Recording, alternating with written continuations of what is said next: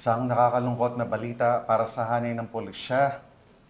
Nauwi sa trahedya ang isang aksidente sa Prosperidad, Agusan del Sur matapos masawi ang isang kasapi ng Philippine National Police habang sakay ng kanilang motorsiklo.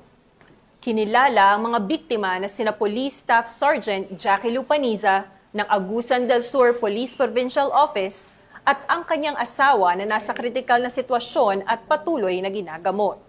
Magbabalita dyan si Patrolman Nicole Villanueva.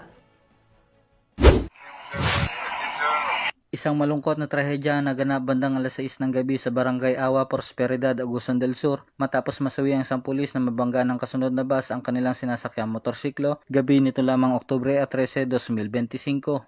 Kinilala ang nasawing pulis na si Police Staff Sergeant Jackie Lu Espanisa, residente ng Purok 9, Poblasyon Prosperidad, Agusan del Sur, at ang kanyang kasama na si Jonathan Moscosa na residente din ng naturang lugar ay nasa kritikal na kondisyon at patuloy na ginagamot sa pagamutan. Batay sa paunang ulat ng mga investigador, nawalan ng kontrol ang motorsiklo ng mga biktima matapos dumaan sa sirang bahagi ng kalsada, dahilan upang sila ay mawalan ng kontrol sa manibela at tuluyang bumagsak sa kalsada. Sa parehong pagkakataon, isang bus na minamaneho ni Puctuso Venturado Larobis Jr., 58 anyos, residente ng Barangay Sentro Central, Tarragona, Davao Oriental, ang bumangga sa kanila.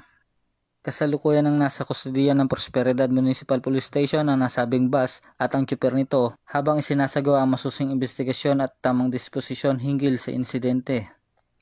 Sa gitna ng pagdadalamhati, ang buong hanay ng Pambansang Pulisya ng Pilipinas ay nagpaabot ng taus-pusang pakikiramay sa pamilya, kaibigan at kasamaan sa serbisyo ni Police Staff Sergeant Panisa. Ang kanyang dedikasyon, katapangan at tapat na paglilingkod ay mananatiling buhay sa alaala ng bawat kapulisan at mamamayang kanyang pinagsilbihan. Mula dito sa tahanan ng Caraga Police, ako ang inyong Police News Network First Standard, Patrolman Nicole Villanueva, alagad ng batas, tagataguyod ng balitang pulis.